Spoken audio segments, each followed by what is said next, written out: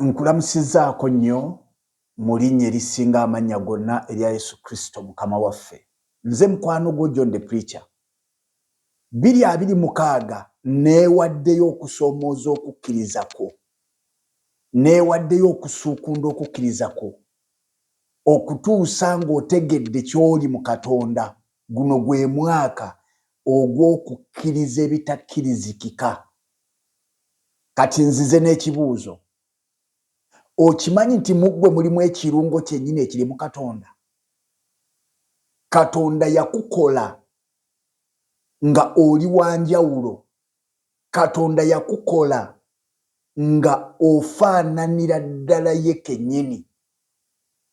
Bwe weetunuulira gy'ozaalibwa, gy'osibuka, gye wasomera, emmere gye wakula olya, bye wakula oyambala, abamu ku mmwe oba ku ffe twakula twambala engoye za biraka za bituli, ekyo si kye kikufuula ky'oli.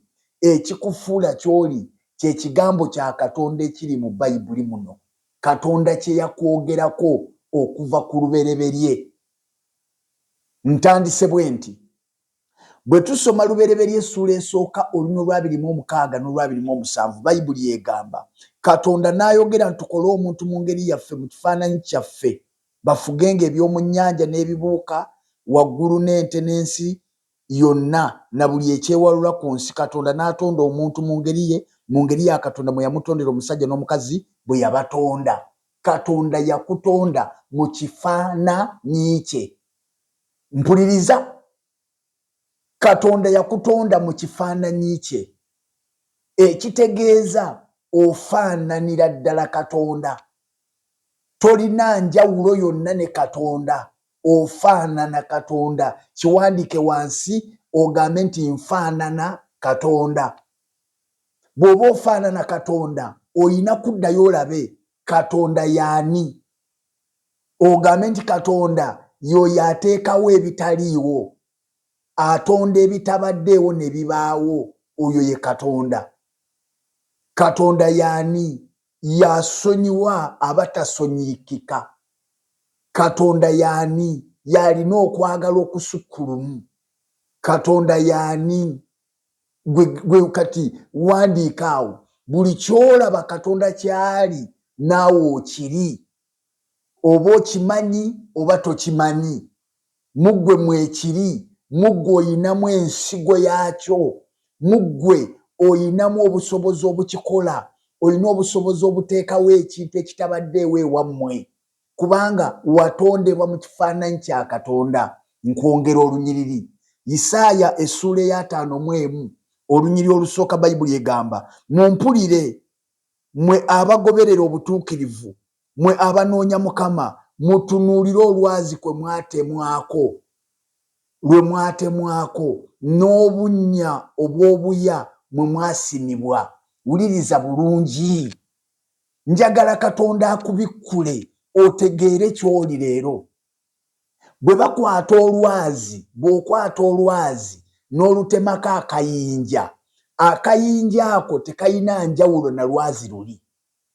Bw'okwata ettaka n'olisima mu kinnya n'oliteeka ebbali wali, ettaka eryo bw'olikebera libaamu ekirungo kyennyini ekiri mu kinnya kiri ky'osimyemu, kubanga ettaka eryo liba lifaanagana. Njagala Katonda akuzibuule amatu ontegeere kye ntegeeza. Ettaka eryo ly'osimye mu kinnya n'oliteeka wali, singa balikebera ne bakebera n'ewali mu kinnya we balijje, ebirungo ebiri mu ttaka lino bye bimu ebiri mu kinnya. Kitegeeza ki? Nti ekirungo kya Katonda ekiri mu Katonda kye kirungo kye kimu kye yateeka mu muntu. Kye kirungo kye kimu ekiri mu ggwe mukazi gwe.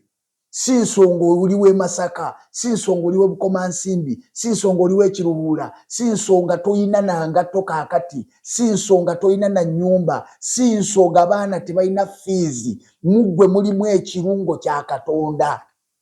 Mutunuulire olwazi kwe mwatemwa. Olwazi kwe baakutema nga bwe luli naawe bw'oli. Bwe luba lw'amaanyi naawe oli w'amaanyi. Bwe luba lulina obusobozi naawe oli musobozi. Bwe luba luwanguzi naawe oli muwanguzi. Mukama yeebazibwe. ekirungo kya Katonda muggwe mwekiri. Nkwongera ennyiriri, njagala kuwa ennyiriri otegeere nti newankubadde nga leero biyinza okuba bitambula si bulungi, naye tekitegeeza nti toli mu kifaananyi kya Katonda. Ate olumu ebimu bitambula bwe bityo kubanga tonategeera ky'oli. Guno omwaka bassebo ne bannyabo si mwaka gwa kukaaba. Okaabye ekimala kikola ki? Kimala. Golokoka osangule amaziga, yimmirira otegeere ky'oli, otunuulire embeera ogigambe natondebwa mu kifaananyi kya Katonda era ŋŋenda kukuwangula. Ne bwe liba bbanja ng'ennyumba yo bagiwandiiseeko ebiwandiiko, bukeera buli ku makya gitunuulire, giragulireko, weekwate ku mutwe osabe Katonda okuwa amagezi agava mu ggulu engeri gy'ogenda okuva mu bbanja eri, engeri gy'ogenda okuwangula okusomoozebwa okwo. Naye kyenjagala osooka otegeere nti oli mu kifaananyi kya Katonda. Katonda yakukola mu kifaananyi kye. Wava mu Katonda. Wava mu Katonda. Bw'oba wava mu Katonda omufaananira ddala. Obusobozi bwe buli mu ggwe. Obusobozi buli mu ggwe. Kankugereza ekirala. Singa okutte keeki mugimanyi oba omugaati.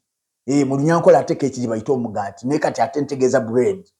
Omugaati oba keeki kale oba erindaazi, ekintu kyonna n'osunako akantu akatini bwe kati akanyirikitu, akasirikitu bwe kati, n'okateeka wali ebbali. Nsaba kubuuza, ebirungo ebiri mu keeki eno esigadde ennene si bye bibeera mu kali k'osunyeeko? Ansi eri nti bye bibeeramu. Newankubadde katini naye kabaamu ebirungo bye bimu, sukaali y'omu, ebirungo bye bimu, amagi ge gamu, kubanga baabikoledde wamu. Kati kano bakaawuddeko bwawozi ne bakateeka wali. Bw'atyo Katonda bwe yakweviisaamu n'ova mu ye n'enva mu ye, n'akuteekawo yakuteeka e Kabaale, n'akuteekawo yakuteeka mu Amerika, n'akuteekawo yakuteeka e Bungereza, n'akuteekawo yakuteeka wonna we yakuteeka, naye ng'olimu ekirungo kye kimu ekiri mu Katonda. Kye kimu, oyina obusobozi, oyina obuyinza okukyusa embeera. Bw'abanga Katonda yagamba wabe ne waba, naawe olina obusobozi obuteekawo ebintu ne bibaawo. Ekyo kye njogera.